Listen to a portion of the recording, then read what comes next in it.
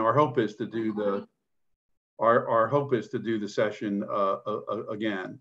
So the other thing I wanted to mention is it seems some folks are having technical challenges, and that the password that's being requested to log into the session is your Zoom password. So you have two options. You can go into Zoom and register with Zoom and put in the password of your choice, or you can do a password reset that will allow you to get into the Zoom session. So either way, so there isn't a password for this session.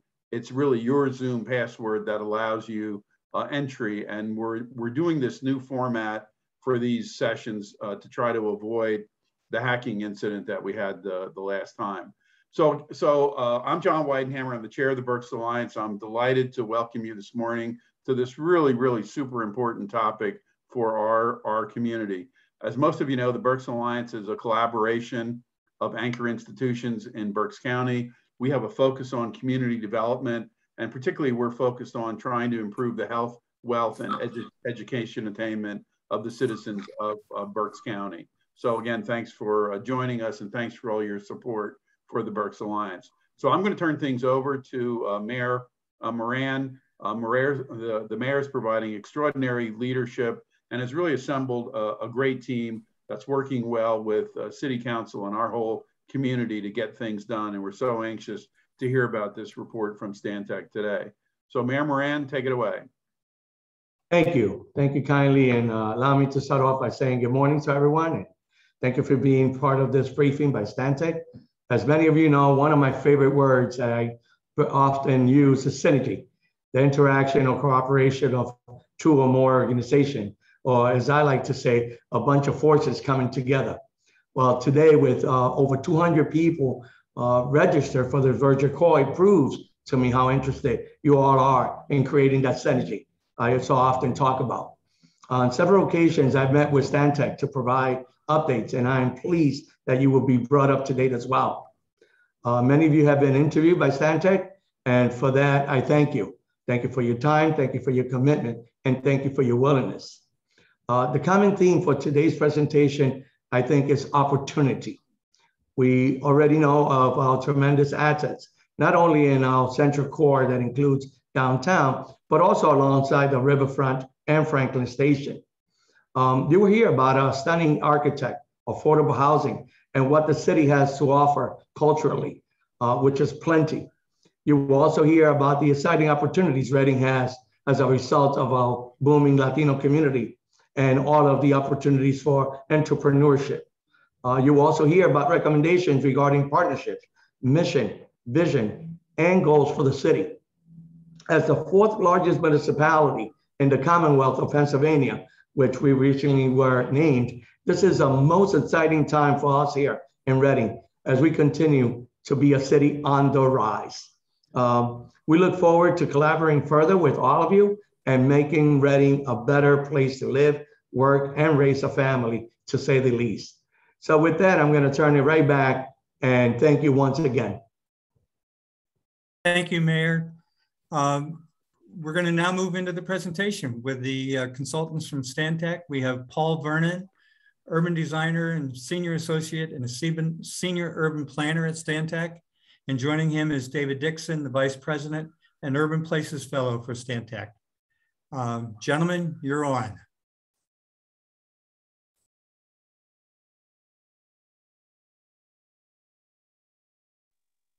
David, you're muted. I also, I was trying to set a good example. Set an example, yes, exactly. Apologies. So first of all, I want to thank you, Dave and John and Mayor, and thank everyone who is listening and participating today, because as a community, you've been great partners in this. As the Mayor noted, many of you have generously given your time and your collaborative spirit, or brought your time and collaborative spirit to this process and work with us, and we really appreciate it. It's made a very big difference. I want to just comment on a couple of things the Mayor said, which I thought were very important, about the value of synergy, the importance of synergy. And I'm going to maybe use it in a slightly different term. One of the synergies going on right now that's going to make a really major difference, and you always talk about it, is demographic, economic, social, and technological changes are all coming together. And now I'm going to use another one of the mayor's terms to create a period of opportunity for downtown Reading that frankly it hasn't had for a long time, but nor have many of its peer downtowns. This is the right time to be doing this plan. And not only is it the right time, well, there was a sort of a meme going on early on in the COVID era that people were fleeing downtowns. In fact, that has not occurred. In fact, downtowns and suburbs are performing about the same. And now downtowns are beginning to continue their period of outperforming suburbs in the marketplace.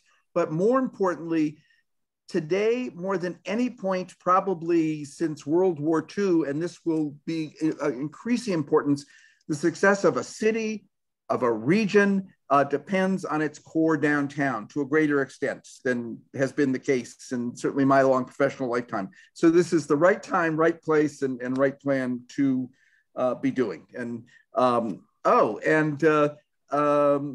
John, you mentioned, I have to go back for a second, Paul, that thank you for commenting on this, the image, but I want to emphasize this is not fanciful. This is what a really robust urban housing market plus city leadership can turn into. So thank you. Now let's jump ahead. So we're going to start with an overview, set the stage, because it's really important to have, I think, the confidence that hopefully will come from understanding why this is a period of opportunity that you haven't had before. It's not that we're super people or anything. The wind is behind all of our sails now. Then how can we celebrate the future? This is not about putting back a 1950s downtown. This is about creating a 21st century downtown based on the realities and opportunities that Reading has today. And then what is downtown? Talk about downtown today in light of this opportunity, this vision. What are the building blocks to achieve the vision? And then how do we implement them? And let's jump ahead. So just as an overview, downtown, and you're going to hear this, Paul tells me we say this a little bit too much. Downtown has a rich history, but this is a new chapter. Downtowns do not come back. They are the place to, in many ways, restart. And Reading is right there. Now, this is because, and you'll hear more about this, economies, our economy, the ability for a local and regional economy to grow are more dependent on knowledge industries. And those are all about attracting folks with education who in turn attract tech and healthcare and other jobs that are the jobs that are growing, but they also create jobs for other folks to an unprecedented extent. Cities are competing for talent. There's a shortage of talent. Cities and regions are competing with each other, and nothing is more important than establishing their competitive position than downtown. Demographics are destiny, and we are looking at a period ahead where we will have the most urban, most downtown friendly and surrounding urban neighborhood friendly housing market. And the housing market is 2/3 of our real estate economy that we've had certainly since World War II. And momentum is underway. I have to say, Mr. Mayor and Cindy, if you're listening, we have heard a lot of very positive comment about the renewed sense of partnership that people feel that the city and downtown have with each other. So next, please. So I mentioned market data points to literally, I didn't say this, 2 decades. We have a new norm around development. It's with a good 2 decades and probably a good deal of time after that, that are pro downtown.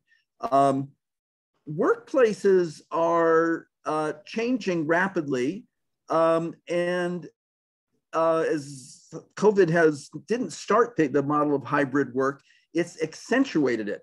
Now, what that means is we'll probably have less demand for office space going forward because more people will not, we can now grow jobs without growing office space. However, what really matters to attract these jobs and to attract the investment that comes with them is to create the kind of amenitized, walkable, fun, unique, authentic place that housing really supports. And with a very strong downtown housing market, we have a unique opportunity to unlock, to create this kind of amenity and therefore attract the jobs and investment that I talked about earlier. Next, please. It's very important to recognize, though, that this is not somehow about substituting what downtown is about today. We can do this by capitalizing on and growing the strong arts and culture community, the downtown institutions that are active in the Berks Alliance, the growing sense that I want to reemphasize again is so important of city-downtown partnership. And what really unlocks the magic is to celebrate the strengths that downtown has and accentuate these. And I want to start with a Latinx community. Somebody once said, one of the things that people trouble with downtown is that everyone leaves at 5 o'clock. Boy, everyone doesn't leave. There's a really robust downtown population. I think roughly, as we understand, about 85% Latinx, which is a wonderful source of authenticity, cool new places to go and eat, music to hear, more folks to attract, and an absolutely vital and really valuable building block. Right along with the wonderful sense of downtown architecture. You know, people, the future comes to where the past is celebrated, and you have the architecture that does that. And along with the authenticity that the Latinx community can bring, the coolness and uniqueness that this architecture can bring, a living arts and culture community. Folks who are creating today are those together are probably the 3 strongest building blocks that any downtown could have. And then when you can focus all this around a great, not just downtown, but city and regional Main Street like Penn Street, opportunity is here and knocking at the door. And then, of course, you have the ability to really capitalize on the riverfront and turn it into a major destination. Next, please. This doesn't all happen by itself, as you can well understand. Starts with developing, you already have a good, strong public-private partnership. It's really expanding that. Early on development, in many cases, won't pay for itself. It needs public investment too, particularly to create the kind of development that really achieves your goals. Development that contributes to more walkable streets, helps create great public spaces, brings the kinds of jobs you want, expands mixed income housing opportunities.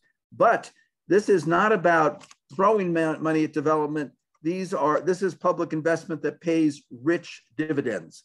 Now, mentioned before several times now, because it's so important how important the city has been as a partner, but we would recommend an additional partner. We understand that you didn't have the best experience with the first down investment district, or did, but we're active members of the International Downtown Association, which represents downtown organizations, and they've talked about the ability to come and help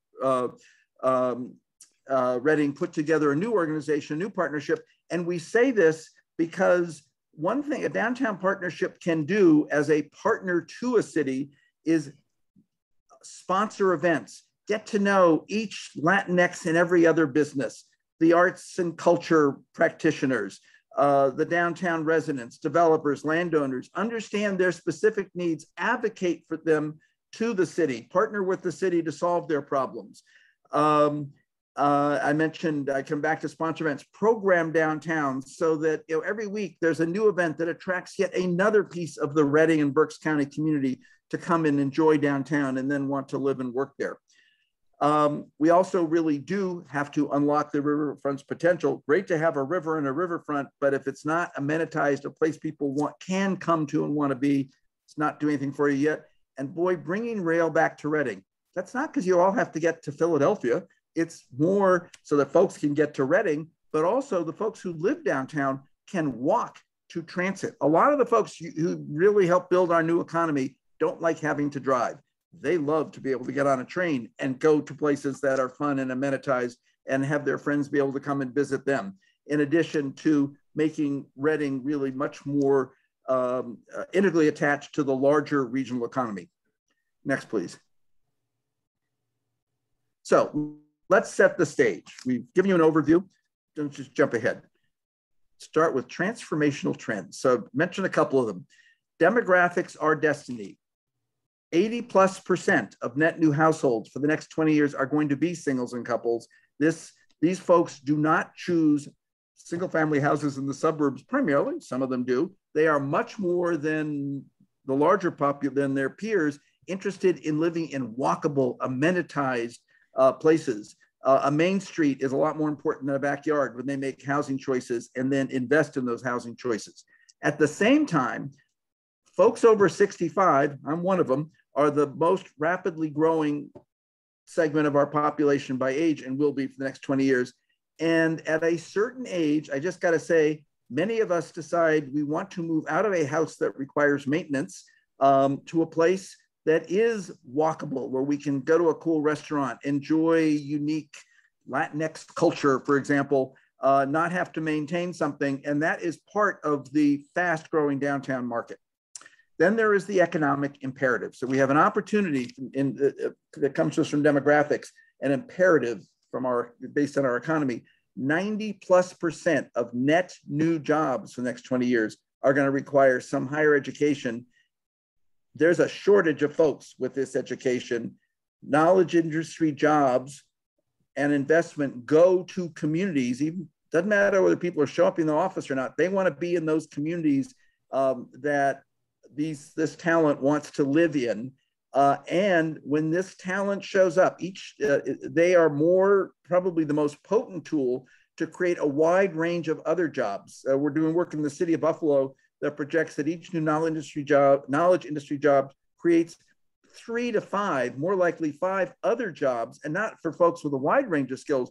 Not only jobs, they also really help support new businesses and support other entrepreneurs. Mobility paradigms are changing. Every 15 years, the US automobile fleet turns over.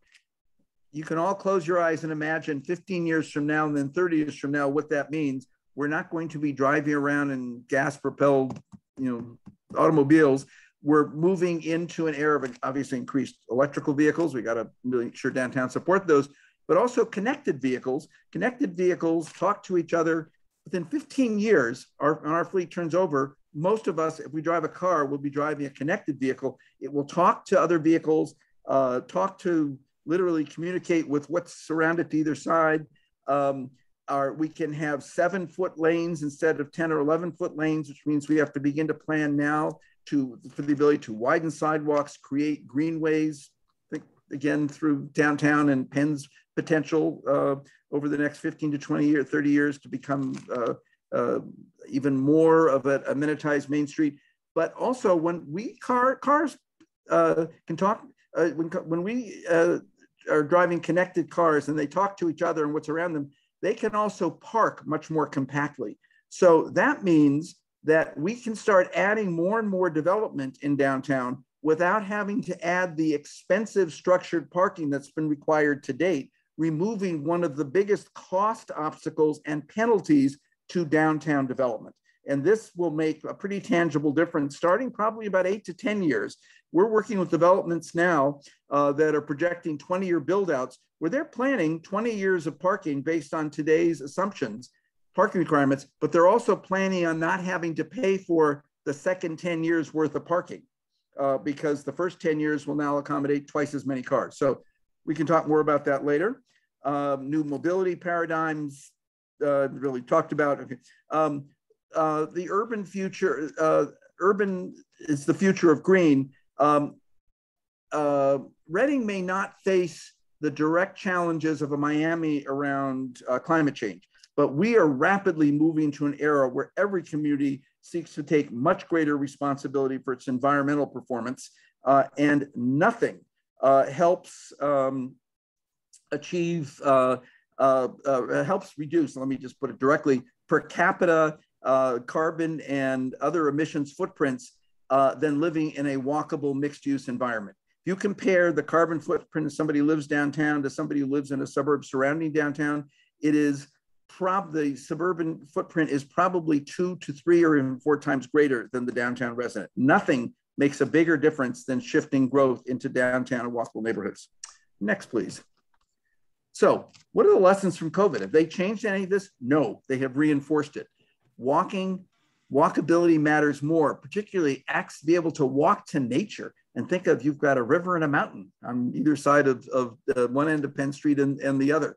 The ability to walk to nearby places to eat and to come together. Community matters. One thing we learned from, that doesn't matter more. One thing we learned from COVID is how much we want to go out and share community with each other. Think of how many jackets many of you put on to go find a place to sit outside and eat because you could be out with people and sharing community. That probably is the most direct evidence we've got of how much places where we can really share our common community matters, and no place can do that better than provide that ability more than downtown. COVID has accelerated the number of trends, the decline of auto-oriented mass market retail in favor of walkable retail. That means retail supported by people living primarily within a 5-minute walk. Now think downtown and where retail will have its brightest future, places to shop and the services you need. The growth of hybrid work models. That's going to mean 2 things. One, probably less office space going forward, certainly less net new office space, but that means a downtown that's a lively, walkable place will be attracting more folks who are working, in many cases working from home, but it also makes downtown, this is important to think about, a kind of a knowledge industry community, an innovation community where people are living and working within walking distance of each other can meet. And that is an important and powerful and a really determinant ingredient for economic growth, to have environments like that for a city and a region.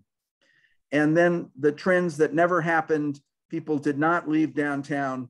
Downtowns are, if anything, more important and more desirable going forward. Next.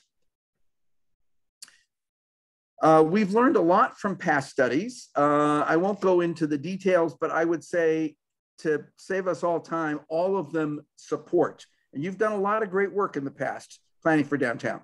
All of those support and are consistent with the conclusions we're talking about now. Next, please. So, from our community survey or the online presence, we asked people a couple of questions about, what makes downtown special. I love this slide. I love this slide because, as David said before, the future comes to a place where its history is celebrated. I love the fact that history is in the middle of the slide. I love the fact that potential is in the slide, and people and diversity and community. And when we asked people about where they would take a visitor, the place up the hill got more votes than the place down the hill. And Santander's talked about, DoubleTree's talked about, Goggle Works has talked about. So the things in downtown are recognized as that place where you take a visitor. But the big word of downtown doesn't show up on that slide, which means the momentum that's underway has just got some more momentum to go. So how is all this translating in an immediate and very tangible sense into market demand? We work with StreetSense, which is probably, I think, one of the most competent, is one of the strongest real estate market analysts that we know of. Found demand for 1,000 to 1,500 units of market rate housing. It's important to develop mixed income housing. So that would suggest more than 1,000 to 1,500 units actually be developed really in the next 10 years. Yeah, I want to emphasize again, this is the first 10 years of revival. And this is predominantly rental, and that's good. A lot of folks say, no, we want home ownership. You got to remember that rental housing absorbs, people move in much faster than ownership housing. It can take, a year to fill 50 for sale units. It can take a month to fill 50 rental units. That means within one month, you've got 50 households out shopping, walking the street, going to parks, supporting restaurants, et cetera. So downtowns that attract a strong rental market are those that revive fastest. Strong demand for hotel.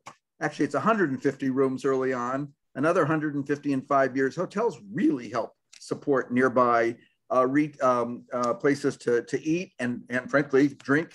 Beer matters in a downtown, and particularly the kind of authentic, unique restaurants and entertainment that a strong Latinx or any culturally unique isn't the term, sort of concentrated culture can offer and support. Retail, not as much demand, 20 to 30,000 square feet. New retail is primarily a function of new housing. So the more folks that move in, the more new retail we will see. Office is just not the place to look right now except for what local institutions want to build for their own purposes. But this is not the era to go out and build a speculative office building. Next, please. However, that was the first 10 years. And we have to remember that a downtown that is well on its path to revival, to being the kind of place that it can be, not a remnant of what it was, is much more competitive in the marketplace. So while we've looked at 1,000 to 1,500 units in the first 10 years, we're looking at another 4,000 to 5,000 in the second 10 years. And this is based on, Streetscape went out and looked at what has happened in other downtowns that have had successfully implemented a plan for 10 years. What's been the reward? And it's been pretty substantial. Another couple of hotels, more retail, and now maybe we're underestimating a little bit, but I still would not, doesn't matter, our market consultants would not suggest looking at a lot of office demand, because the shift from in-office to hybrid hybrid work models has been well underway for some time before COVID and is just accelerated. Which of course means that folks can come and enjoy downtown Reading's lifestyle and work anywhere in the US. Next, please. So what are the lessons for downtown? It's leverage these trends and the downtown you have now with a robust public-private partnership and continued strong city leadership. So that's what from all of this and what we've heard and learned, let's go to the mission for this.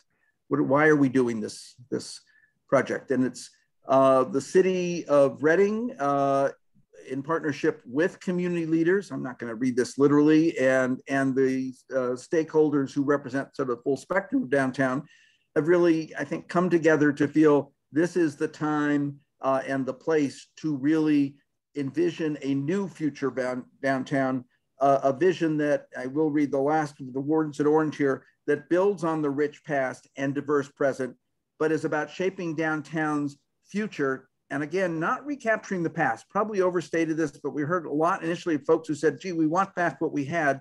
That's not what you'll get. You're going to get something better for who you are today. Next, please. And I've already mentioned the absolutely essentialness of a robust downtown as an economic engine, an engine for equity, an engine for environmental responsibility. And I think folks broadly recognize that. So what vision grows from this? So we know why, now what? Recognize downtown as the regional center for education, entrepreneurship, diversity, opportunity, innovation. If you want to do something cool, downtown is the place to do it. Celebrate downtown as a destination for Reading's living culture and arts, which are so rich, a place to enjoy its history, enjoy a really wonderful riverfront. It's a regional destination. Therefore, downtown and nature are one and the same, and shared community that brings everybody who is Reading together. And enhance downtown by starting with the people who live, work, perform, educate, study, operate businesses, the people who are downtown today. They are the best building block for the future. And you're lucky that to have the folks you got. So how does this translate into goals that implement this vision? And there are some goals that are downtown wide, building on the rich architectural legacy and history as the region's business center, because that's left a rich legacy of architecture, of institutions, and people still recognize downtown as the social heart of the city and region, well, economic, cultural, and social heart of the region. It's important to really, in a 21st century sense, really reinvigorate these traditional downtown qualities, celebrate Latinx living culture and businesses. And that's, again, a unique opportunity you have. Plan, program, and design downtown's public realm in a way that actively invites the full spectrum of who lives, works, et cetera, in Reading and in Berks County, so everybody can see their story told in public art, in the kinds of places and businesses that are downtown, and everybody can call downtown mine. Use public-private partnerships and other public investment to get this process started. It's a terrific investment. It pays rich dividends. You've already got a lot of folks with strong capacity to lead a yet more robust public-private partnership. It will be absolutely essential to unlocking the kinds of progress that we've said you can make. And it's about supporting downtown's entrepreneurs and business startups, making downtown a really, giving people, it might be startup capital to fit out a business, helping them find the right business, the kinds of assistance they need to really unlock the entrepreneurial richness that downtown already has. Thanks. Next, please. So then there are more specific goals that relate to the three sort of core components of downtown. The waterfront, maybe we should say riverfront here, make it a really important park that everybody knows and thinks about. This is where they want to go because you can drink beer, hang out, hike, walk, use kayaks on the river. It's a really active place that is amenitized in many rich and wonderful ways, and where Penn and the riverfront meet, make that a really important, celebrate that as a really important destination that is on everybody's mental map. And of course, reinforce the connections for folks who live downtown and in the neighborhoods around downtown, so they can readily get to the riverfront. We move to the central core, think Penn,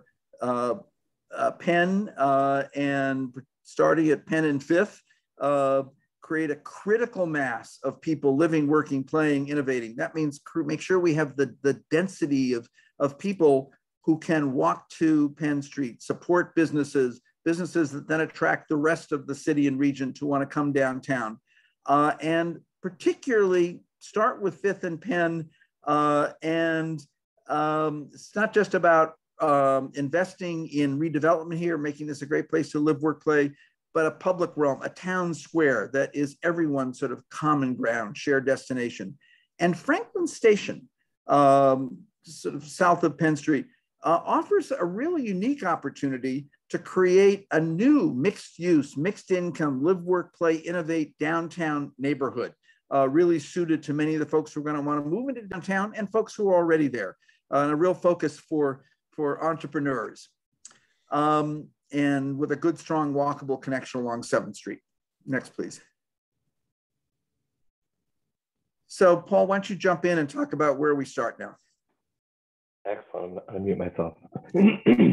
Now comes the fun part. So, we always have to take a snapshot kind of what, where we are in terms of the community, understand some things about resident counts. And, this is a young population, a downtown population, uncertain about the numbers at this time with COVID. There's a lot of parking here. But the big thing about the basics is capitalizing on the 24 months and $51 million and 567,000 square feet of investment that have already happened or are underway. After the first time I was out in Reading, I got back from a trip. I had taken like hundreds of photographs, and I called David. I'm like, David, you've got to see this place. As an architect, I have rarely seen this much intact, beautiful, historic architecture, and it is just fantastic. And from the minute that we got here, we knew not only was something happening, but something is going to continue to happen in this place. Fantastic. We like to take a look, based on vacancy, ownership, other data sets to see where things can likely change, just as a first brush of how we start to think about where we might make specific targeted vision plans or interventions towards the future. And those turn into both some place-based recommendations that we try to build out that match then market demand in the near and longer term, and then also policy-based recommendations as well. So on the place-based recommendations, we took a look at kind of the layer of how development might happen over time. This is the full build out, but taking an inventory of what's commercial vacancy on the first floor right now, catalytic projects that are already in the pipeline, the renovation of upper floors, for residential, specifically the 5th and Penn redevelopment, opportunities at 9th and Penn, the redevelopment of the Reading Eagle project, Franklin Station that we'll go into later, and then opportunities for future infill where there's vacancy at the street level or vacant parcels that could add to the development opportunity moving forward. And you see over time about 1,500,000 square feet of development. Funny, I made this map and David looked at it, and before I calculated all the numbers, it's like, oh, that looks like about 1,500,000 square feet in redevelopment. And I had to go and calculate it. So the wise man in the corner of my screen knew what this was all about. David is going to make one quick comment because there's an apparent contradiction, but it isn't. We can go back for a second. So this 1,000,004, I'll call it, be a little more conservative than Paul, actually is highly consistent with the projected demand over the first 10 years. Once again, assumes that there's a robust public-private partnership to solve problems that stand in the way, redevelops an awful lot of the vacant land, underutilized land downtown.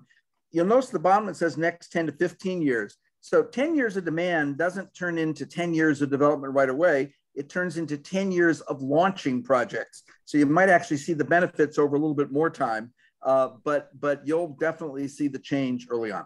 Sorry. No worries. So we took a little bit of time based on these recommendations that you'll see as I go forward to sort of think about early, mid, and long-term projects. When we do our final plan, it'll be much more detailed about prioritization and tools and collaboration necessary and potential funding sources. But we picked 8 specific projects or target or catalytic projects that we thought would be helpful to create these connections, from neighborhood to the riverfront, throughout the central core, and then also Franklin Station, and I'll run through each of these. The waterfront, there's a lovely park there, but we think it could be even more lovely by adding amenity to it. I'm adding new trails.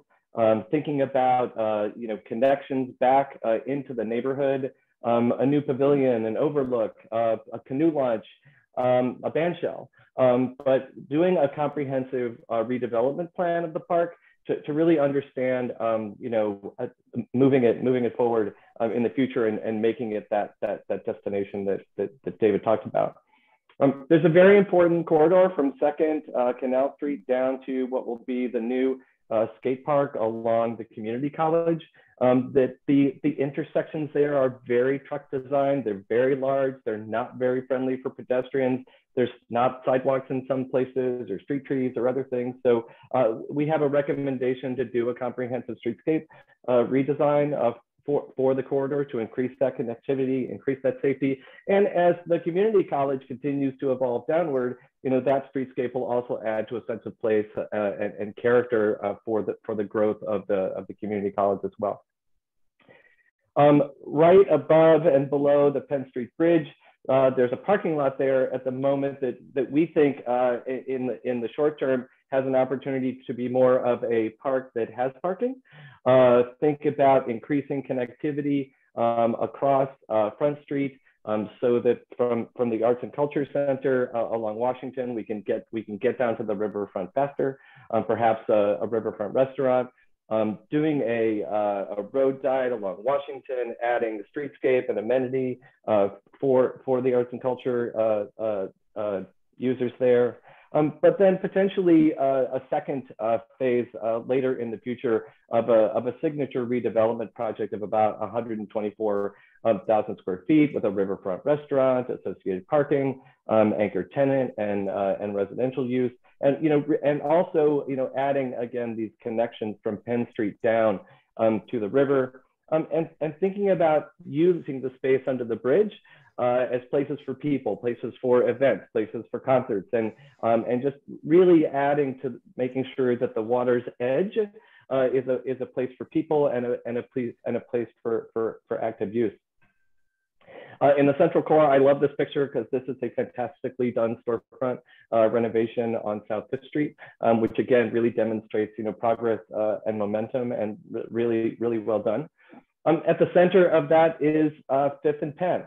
5th and Penn, the place, the space, or Penn Park or New Penn Park. And we've been taking a look at this space, and whatever its eventual redesign is, be it a traffic rotary, this needs to be a place that's a destination and a center of activity. We show this graphic in the lower right about making some adjustment to the traffic so that the spaces that are left over are big enough to create an almost park-like environment, where there could be a spray fountain or a ghost statue where you get your picture taken for the Instagram event, but that really the space or the place has to move forward as a place for people. Also important in the first phases of the redevelopment are the properties that are owned at 5th and Penn, and thinking about them as an adaptive reuse, securing an anchor tenant for that gorgeous former bank building, and then realizing what to do with the other frontage, where review of those buildings from a structural standpoint suggests that they're not in nearly as good of shape as the facades in the front of them, which are lovely and should be preserved. And just an image to sort of illustrate that sense of place right at 5th and Penn, and see the train engine in the background, and just a completely active space.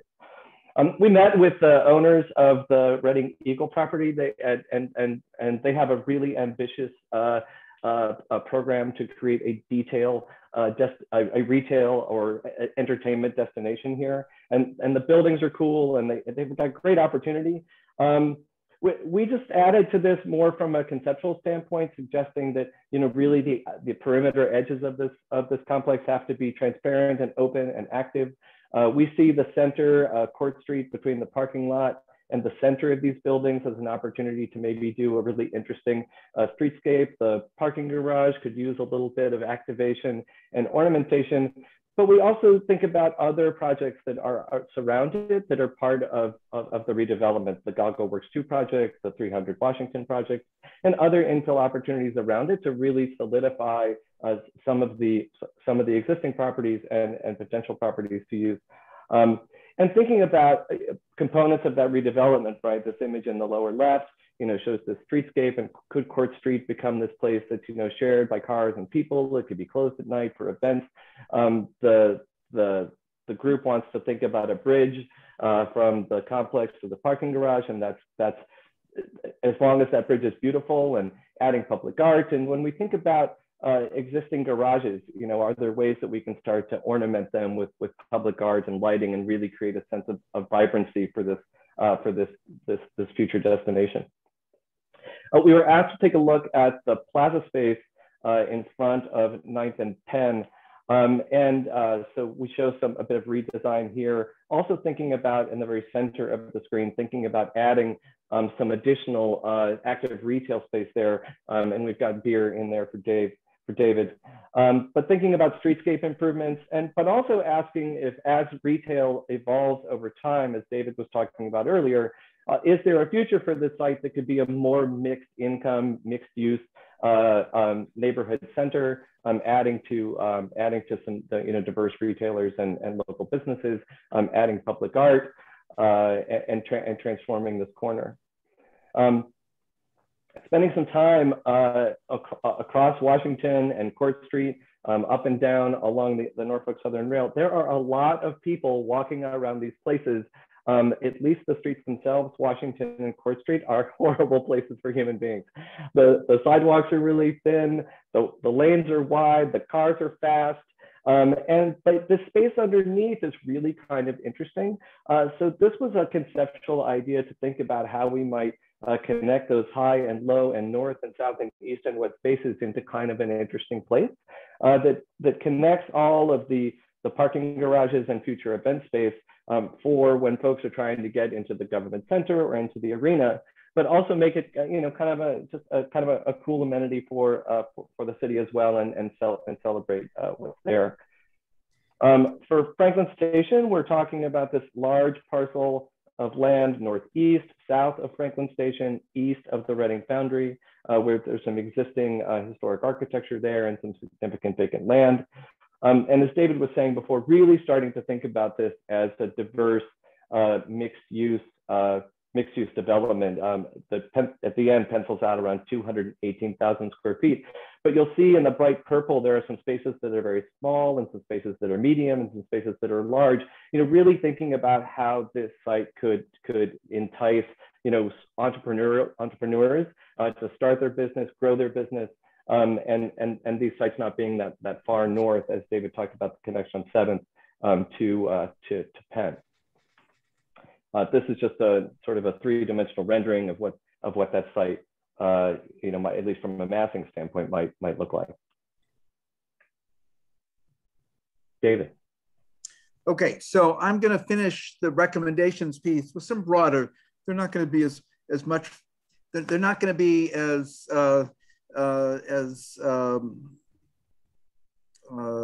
evocative as the place-based recommendations Paul's talked about, but they're just as important. And let's go next. Next, please. Next. Okay. So one of the most important things is, and it's not that the city is not conscious of this and not doing a very good job, but boy, is the more you can do, the more dividends this will pay, which is to really engage downtown's Latinx community. And I say this because we've worked in a number of cities. I'm going to come dangerously close to stereotyping, and I apologize, that have really demonstrated that when you have a culturally cohesive community, it offers a particularly rich opportunity to encourage entrepreneurs to start new businesses, think restaurants. Let me tell you, in 2019, before the pandemic, 50% of all new retail leases in the United States were for food or beer, basically restaurants, breweries, et cetera. When you've got folks with creative ideas who bring kind of a unique approach to doing this, this is what downtowns thrive around.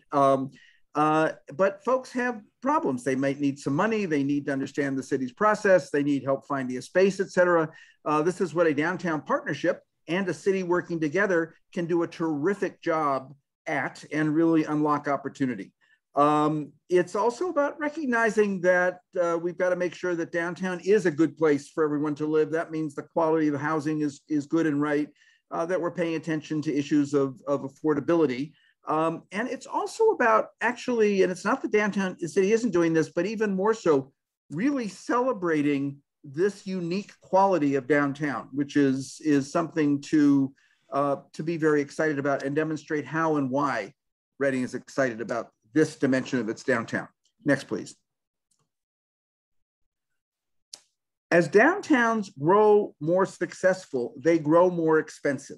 And right now, downtown has a pretty good supply of affordable housing.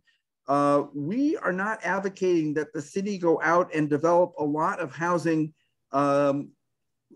immediately that uses low-income tax credits or other financing tools that lock development into long-term affordability, because you've got a lot of affordable housing right now. What we are saying is to really monitor downtown affordability, and when you begin to reach a tipping point where folks are threatened with displacement, to make sure that you implement the kinds of tools that really expand or maintain and expand downtown's affordability as its population expands and its desirability expands.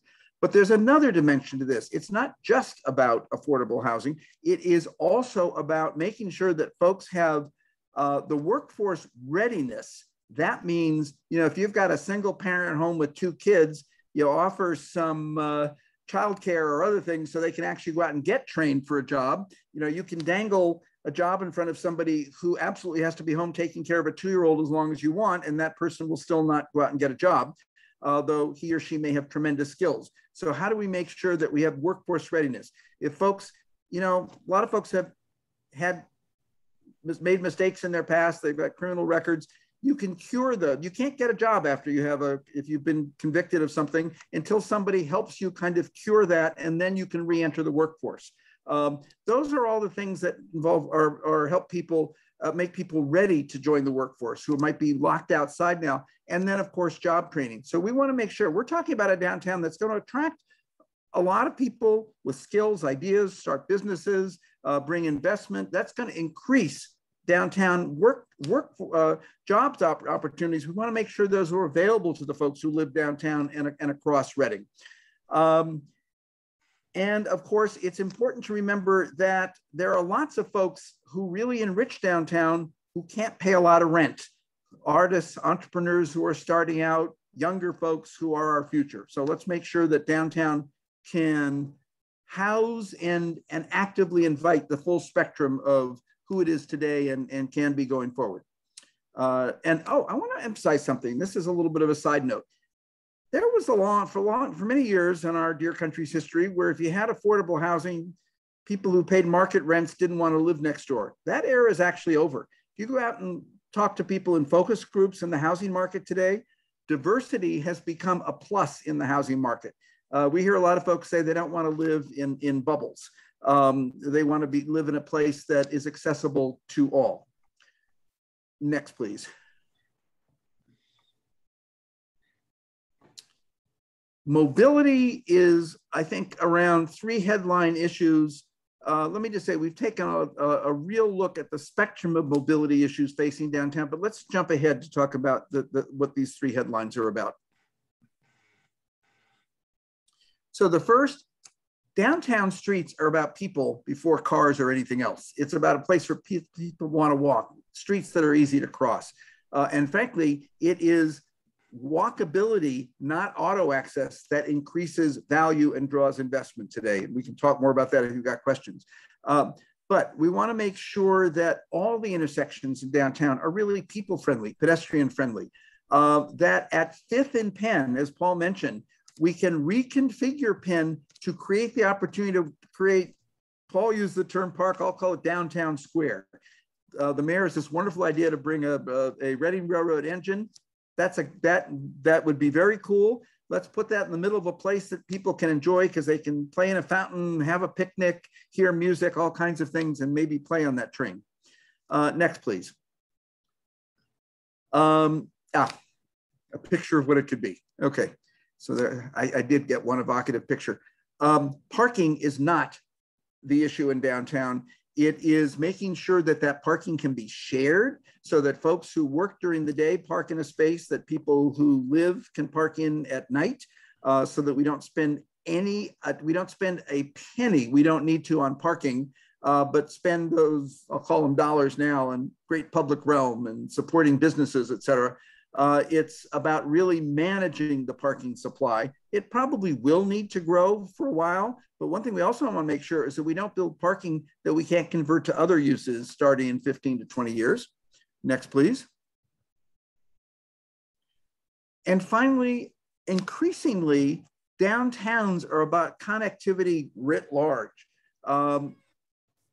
Bike lanes make a much bigger difference than they have at any point in my professional career. I say, gee, that's nice, you know. But boy, people on bikes stopping by coffee and beer and say hi to friends, and a really active bike lane, protected bike lane system really makes a difference for a downtown. It makes it literally a place that is more attractive for people to live and work, and the ability to access downtown by bike, for example. And as we move into an era of increased micro mobility, meaning electric bikes, e-scooters. We're doing planning for downtown, or did planning for downtown Birmingham and downtown Memphis. Younger folks who live there in those downtowns wanted to make sure they had e-scooter access to downtown. So we want to think about the full realm of mobility opportunities for downtown. Next, please. And connectivity for users is, of course, and this gets back to walkability, making sure that downtown is a safe place to drive and walk. And that, you know, we looked intersection by intersection to make recommendations and, toward those goals. Next, please. Supporting culture and the arts. This happens in many ways. One is to, we had a terrific consultant who really got out and spent a lot of time with folks in the in your cultural community, arts and culture community, and came back and said, here's some things that would unlock this community's potential to even greater extent to contribute to downtown and to flourish. A cabinet level cultural officer who's really helping the city understand broadly what it can do literally every day to support the arts community, whether it's about music or art as we traditionally think about it, or performance, or emerging arts, digital arts. A city arts commission that reflects the full spectrum of arts as they are today and are evolving. And then funding programs to really unlock the ability of the arts to take root and thrive across downtown. And I want to emphasize again, these are really good investments, because one of the things we were involved a couple of years ago in a thinking about a parking garage. The owner put a artist in the ground floor facing the street, just 20-foot deep space, walled it off, spent almost nothing on light or anything else, put a bathroom in there. More than 10,000 people now come once a month for art, of actually 25,000 for a gallery walk past that garage to go to those arts galleries and then eat in the restaurants nearby. So it takes a little investment, but it's a great investment. Building greater collaboration, and again, city leadership can really help, or a downtown partnership, so that, you know, one problem with the arts is they can't afford lots of expensive spaces and operations costs, et cetera. The more they can share the same spaces, the better. And then just whatever policies, and we've got a list in the plan, really make downtown a center of living culture where artists, performers, chefs, and others who can be called culture bearers don't just come to display what they do, but they can really afford to live there. They can run into each other, share ideas, and come up with cool things to do, for example. It's so that downtown is a real community of the arts. Next, please. So, I am unmuted. So historic preservation is obviously really important. And we had a historic preservation consultant who used to be a former colleague of mine named Philip Scott take a pretty deep dive with Amy at the city, and really thinking about ways that can help in terms of education, communication, and promotion. I'm thinking about, you know, illustrated design guidelines and sort of a historic preservation 101 manual for historic property owners. Celebrating what's there with online or printed materials that talk about, you know, the historic buildings downtown and the historic markers, so that if I'm in town for the day, I can wander around and see everything that's there, highlighting the things that are most endangered, and that it's important for those things to happen, securing funding sources. And among other recommendations, we thought this one was really interesting. There's a program here in Philadelphia called Jumpstart Germantown, and it's a fairly substantial property developer here in Philadelphia who's created a mentoring program so that folks that are in Philadelphia that want to work to redevelop their own neighborhoods and their own historic properties can learn how to become property developers themselves. Okay, so I'm going to try and do this quickly so we can get to Q&A as soon as possible. How do we implement? Ideas are wonderful, but it's an achievable vision that matters. And what are the key elements of this? And we're going to go into less detail than the report will. Certainly glad to answer questions, but we want to definitely indicate the direction that matters. So let's jump ahead, please. How do we bring this picture to color, to real life? We've mentioned city leadership a lot. I love this photograph. It was about, I've forgotten, this young fellow was being honored for something. And I love the fact that the picture was taken in front of something that says, this is the city of Reading. It's about how much the city matters in terms of an institution to folks. It's the city really is looked to as, well, first of all, let me go back to the first, the visible commitment from mayor and council and folks like Sidney Castor, et cetera, have been mentioned a lot. And it's already making a difference. If anything, it makes people want even more downtown leadership.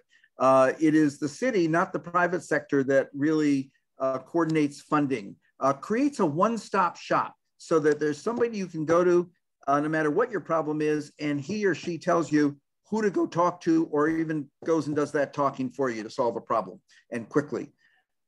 Making sure that, and our client is very likely that fellow, Jamal, but that might need some real support in this, that there is development capacity in the city, not to be a developer, but to really understand development so you know how much public investment is really right and merited. You understand how to use the city's tools in ways that can most effectively unlock development potential. And that takes somebody with a real understanding of development. It makes the city, it really empowers the city to be a partner. Looking at other kinds of capacity, in many cases these are there, but we want to make sure they're all there. Terrific park planners, folks who really understand mobility and parking and can really launch, and maybe with the downtown partnership, make sure there's a really robust shared parking strategy in place.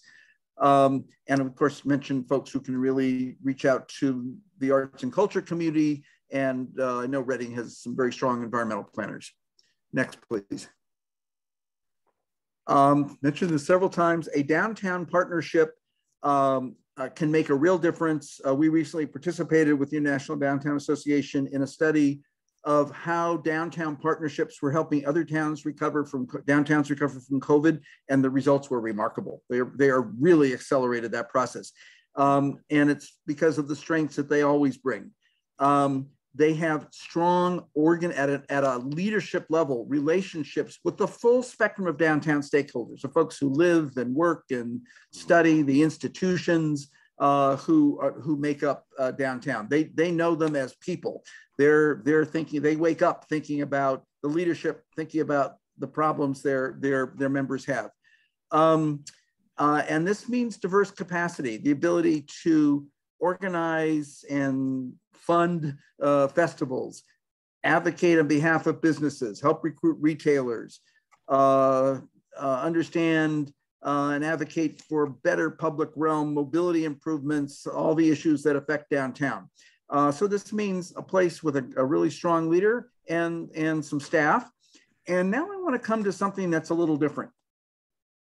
Traditionally, downtown partnerships are funded by businesses downtown. Retailers, offices, office owners, et cetera. Downtown's growth is going to be primarily, at least early on, about residential. We've been working with a number of downtown partnerships to recognize the fact that they probably do more than anyone to enhance the value of living in downtown, the livability of downtown. And they can do that to a much greater degree if they can tap that downtown residential population to help support what they do. And that's, I think, going to be a major change going forward. Next, please. Institutional partnerships matter. You've got some great downtown institutions that are doing terrific things around the arts, around drawing folks to study downtown, who can become great Reading stakeholders over time, about unlocking access to jobs in our 21st century economy. This probably is well understood. And I think the city has been a good partner. We've certainly heard that it is, but there's no limit to how much this can matter. Next, please. Paul, why don't you talk about zoning issues? Yeah, we took a look at zoning. The final study has a lot more deep dive recommendations than this, but really looking at zoning from the standpoint of vibrant, walkable, mixed-use development. So we made some recommendations around dimensional standards to make sure the density remains at the forefront as things redevelop. Simplifying some use standards, so things that were conditional uses before could now be done by right to make the process simpler. And then also some design standards to help folks understand the direction that the city would like them to go in reference to renovation and redevelopment projects. Next, please. And so we want to conclude on basically, how do we pay for all this? And this comes down more than anything to a really robust public-private partnership. You've got one in place and it's pretty good. It's about supporting it, growing it, and providing the financial resources it will need to be a strong partner. And I want to just remind us that public-private partnerships are about creating places that create value for both the public and the private sector. And when that synergy isn't there, these don't work. When it is there, they do. And boy, is downtown and downtown ready a place where that synergy is there, to come back maybe and quote the mayor again. So where do we go with this? Next, please. So we've looked at the economics of Fifth and Penn, of actually all the catalyst projects, my term that Paul has mentioned. A lot of them would have early on gaps that we need to help out with funding through a public-private partnership, which in turn will again pay rich dividends over time. It's really important to build greater private sector interest, to go out and tap the strength of the national development community, in addition to the great folks you have there today. To make clear what kind of public-private partnership tools you have, make sure that they're adequate, and we provide lots of direction in the plan, and to really get the word out there. One of the things you really want are developers who are not in there to get a project permitted and turn around and sell it. You want folks who want to invest in Reading downtown because they want to be your partners long-term. And those are the kinds of folks who are actually most attracted by understanding what kind of partner the city can be and expects them to be in launching projects like this one. The revival of Fifth and Penn is fully achievable with the right tools in place. And I think they're pretty much there already, but we need more to expand this success across downtown. And next. And as Paul mentioned, there are lots of opportunities across downtown that are fully achievable with the right kind of public-private partnership in place, because they will create public and private value. And it's not just major development projects, projects that link, Penn Street to the riverfront, unlocking new neighborhood downtowns.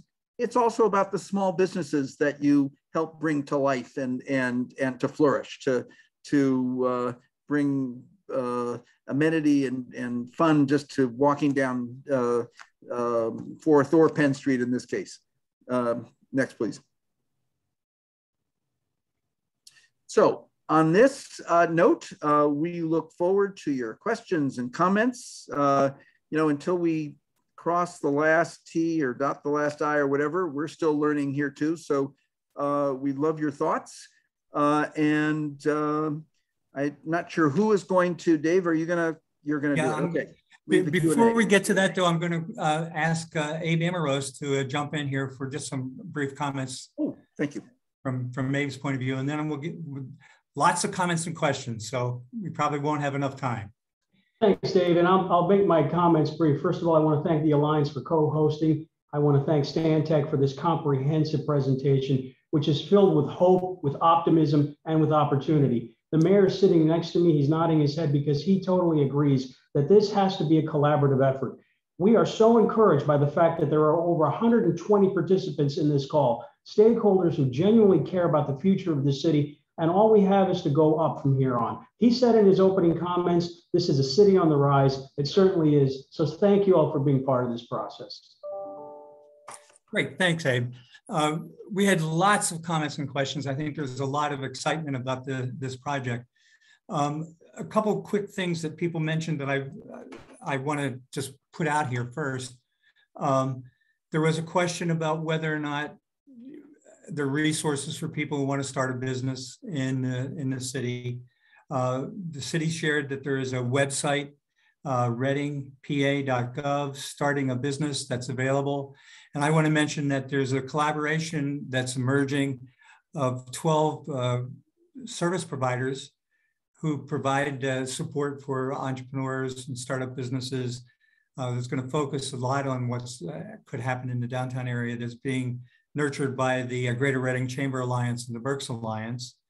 Pam Shupp mentioned that the county is going through a planning process, and Pam will give you the same opportunity to do an exciting presentation of that when you're ready, and how this plan will be integrated into what the county is proposing to do as a sign of that collaboration.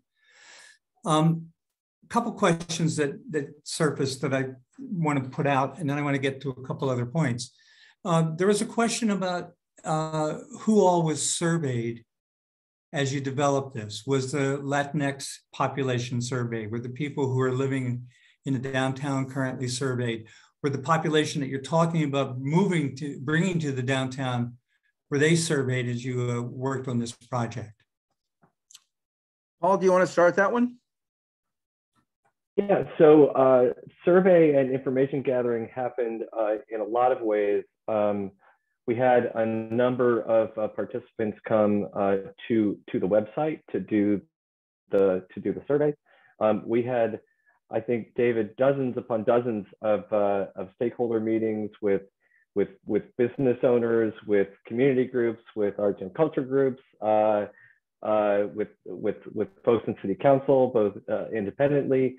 We've gotten a lot of information, and we're still actually not done. I'm going to take I'm taking a tent on Sunday to the festival, and we've done kind of a summarized version of the plan where we'll have folks that are there that day be able to come in, see where we came from, what some of the recommendations are, vote on their favorites, and then for kind of the categories of investment, asking people to vote where they'd spend their $100 so we can get even more information. As David said, I mean, until the ink is really dry and it crosses the finish line, there's always a chance to learn a little bit more, and there's always a chance to make a plan a little bit better. So David, I'll let you follow up if you've got more. Okay, I think I saw, I was trying to monitor the chat. Didn't do a great job, and I think I may have seen at least one version of that question. And I do want to emphasize, we talked to a broad cross-section of folks. And I want to also emphasize that we did not pick up any particular strong differences between different kinds of folks. I'm trying to tread on this gently here. There was a pretty consistent across the board. There was quite highly consistent across the board agreement on what would make downtown a place that a wide spectrum of folks would want to visit, would want to live in, would want to work in, would want to own businesses in, operate businesses, would help attract folks to their businesses.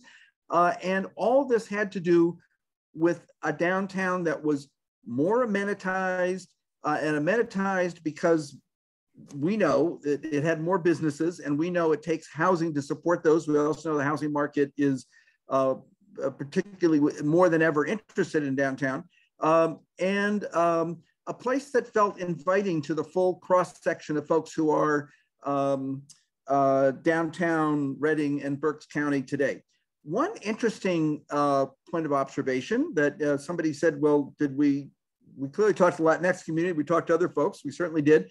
And one of the interesting observations we heard was from the, I guess it's the symphony, but basically talking about what they thought needed to be changed about downtown to spur their success. And their success is about folks, frankly, who aren't in downtown now, but who want to come to downtown. And they were saying the same thing everybody else did. Just make it a richer an experientially richer, more fun to, attractive place, solve problems like make sure people know where to park. They have a nice, well-lit path from their parking where they park to where they're going to come see the performance and get the basics right. But it was about enhancing downtown as a place people really want to come and spend time in, place to eat, hang out, see friends, make it easier and more convenient. Those comments were entirely consistent with what we heard from every other group we talked to. Is this fair? Okay. Yeah. There was some very good conversation that you had and that people responded to about the importance of creative placemaking, of the public art. I think there's a lot of interest in what you talked about doing at the 5th and Penn intersection. Could you talk a little bit more about how important that is and where it's worked? Yeah, well, let me, I'm sorry, Paul, I'm just jumping in here. So you'll notice that in the sketch we use a lot right here, that we've got things that we've got the train engine, the Reading train engine that speaks to history. It's a cool thing to come and see. It's something to attract folks. But we've created a place that is experientially rich. You can buy fresh food. You can play in a fountain. You can sit outside a cafe. It's a place that you can experience. It's a place that hopefully can be programmed in such a way that it will respond to quite a wide range of folks who will all, for their own reasons, feel invited to come here. They've got kids who want to play in the fountain. They like the kinds of food that are offered. But also, what we don't show here and probably should is the power of digital art. And I'm going to be very specific here. We used to talk about public art as a mural, something that was created and fixed. We can now talk about public art as something that can be new and fresh and different every day, digital public art that can be programmed by the full range of artists who are the arts and culture community of downtown in Reading. And among other things, bring messages that are relevant to the full community. So nothing makes folks feel more at home, more invited, more like they can call a place mine than seeing their story told, the story of their community. And digital public art is a way to tell all of those in ways that will be current today and current in 15 years when, whoever we is will be different. Now, one of the things that Paul has really focused on is a connected public realm of walkable streets, because there's retail, to the riverfront, that create a sort of a series of experientially rich connections across downtown, because it's not just single public spaces like this, it's being able to walk past cool new businesses that interest you, restaurants you want to hang out at, places where you can see friends, et cetera. Is this getting at the question? Yes. Okay, thank you. You talked early on about recapturing the riverfront, and there's been interest, I think, in doing that in the city for 20, 25 years. It's an asset that many other communities have done. Could you talk a little bit more about why that's such an important thing, and how easy is that going to be to do? Okay, that's a Paul question. Well, I live in a place where, at any point in the day, I could be 10 or 15 minutes walk from a park. And I live in a place where both the Delaware River and the Schuylkill River are just completely celebrated as places and spaces that are highly connected to the neighborhoods around them. And for just that first connectivity and enhanced connectivity alone, just tens, if not, hundreds of thousands of people are spending their time on the Schuylkill River. In reference to getting it done, the plan advocates first for a redevelopment plan to understand what would the capital cost be, what are the amenities that would be desired in the park, and then looking forward about what funding sources can happen. As part of the plan, someone in our organization named Heidi Pepper put a very significant what she calls Reading perspectives together related to funding sources. And as we're doing our implementation matrix as part of the final plan, we'll tag those things back so that these recommendations have a little more life in where we can go in the future to think about how to move them forward, the partners required, and the funding sources to help make them happen. Cool. You've talked a lot about housing being the driver for development, which is different from what historically it's been. And there are a couple of questions that sort of revolved around that. One is that the type of housing that you seem to be emphasizing, it's interesting that it's not necessarily home ownership, but rental housing, and probably more elevated housing, and housing of one or two people. So it seems to be a different sort of housing. Could I ask whoever's having the background noise, mute your phone, please?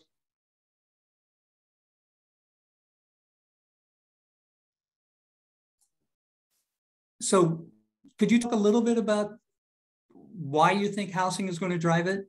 And there are a couple of follow-up questions related to that.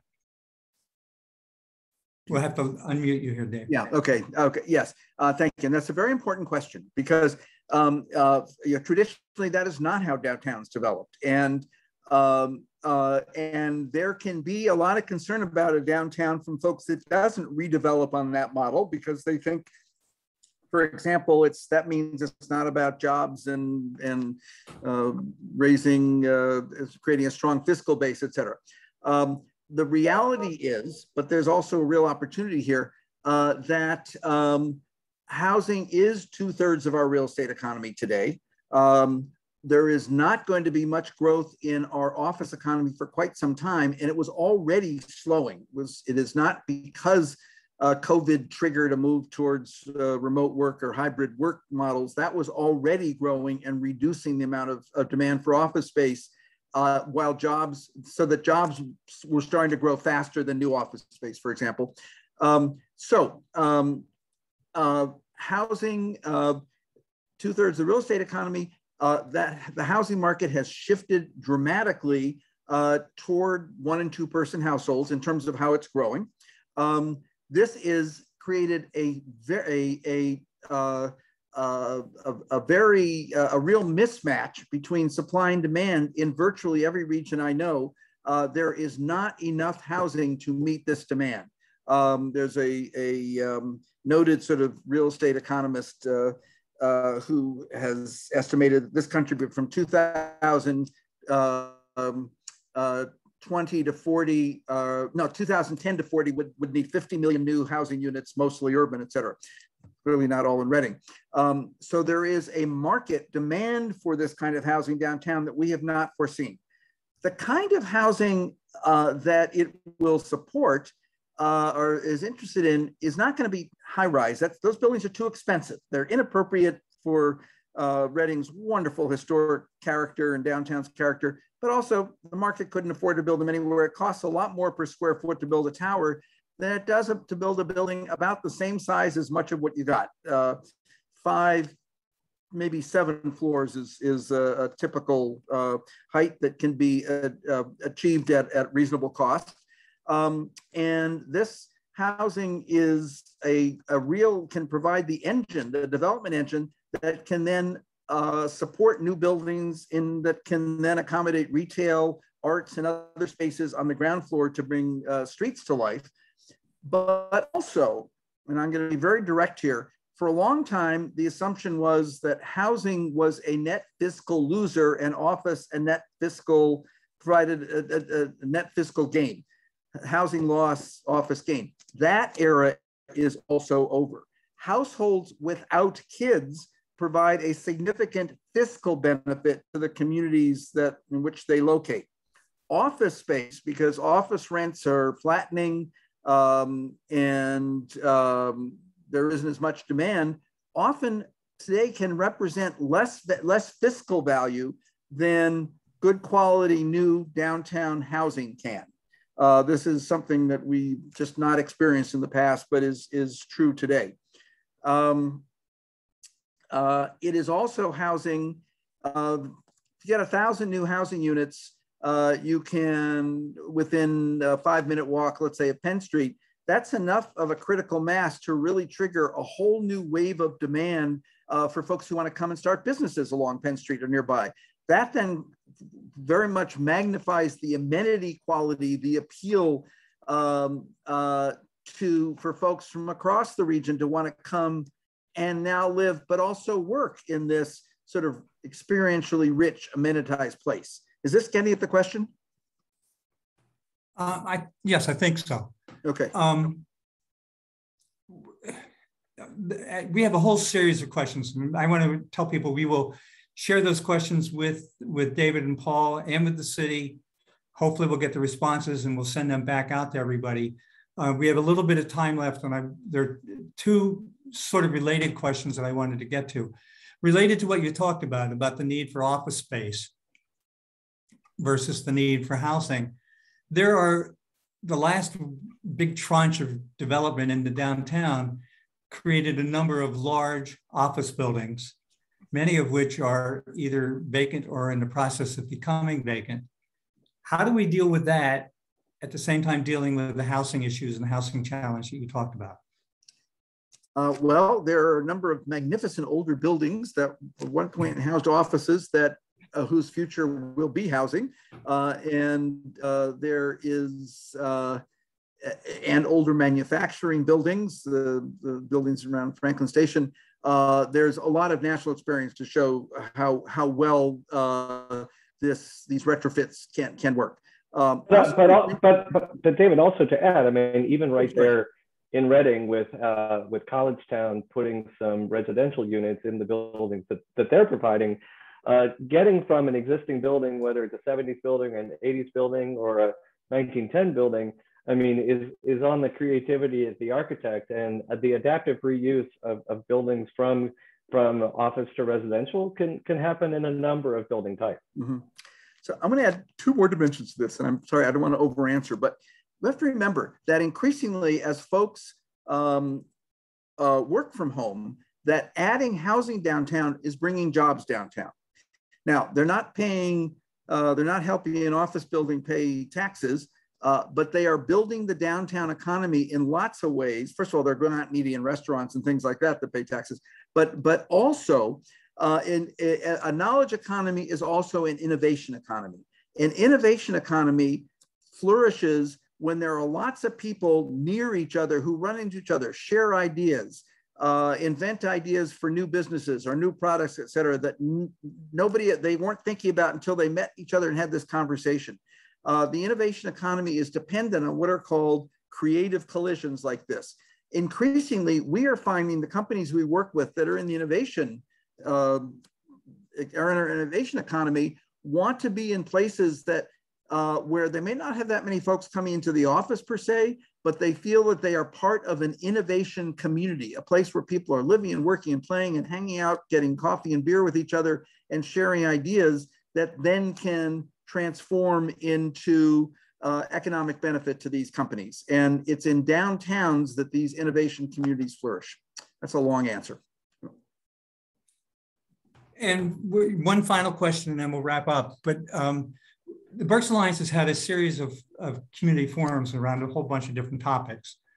We had a community forum where we had people from Philadelphia and Lancaster talk about the activity that they did. And they emphasized the importance of engaging people, of particularly having the private sector step up and help support things. We also had a former mayor of Pittsburgh who said sometimes you just need to break the glass and do what you need to do and not wait for people to be there with you. So how important to being successful in this is going to be leadership? Where does that leadership come from? And how important is collaboration? So quick answer, absolute top, most important: leadership, collaboration, and I'm going to call it political support, or three essential ingredients. So leadership, I think, is from the city in partnership with the business and institutional communities and the residential community downtown, absolutely important. And collaboration is part of that leadership. But I also want to stress the importance of going out and holding community conversations. So how do I say it? If you're a mayor or a city councilor, you're going to be reelected because you supported policies that help build downtown. That happens because everybody in Reading understands why it's important to invest in downtown, the dividends it pays, why it's worth spending the money to create this great space at 5th and Penn. What's in it for them? They may not think of that on their own. You're going to want them to vote for you down the line. Go out and having that conversation is essential and part of, I think, city and also downtown business improvement partnership leadership. Is that fair? Yep, that's fair. This is, as you pointed out, this is not quite final yet, so there's an opportunity for people to put feedback into it.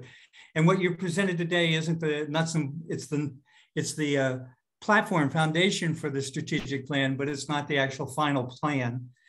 So people need to understand that. There are challenges, of course, but there seem to be some really incredibly exciting opportunities here.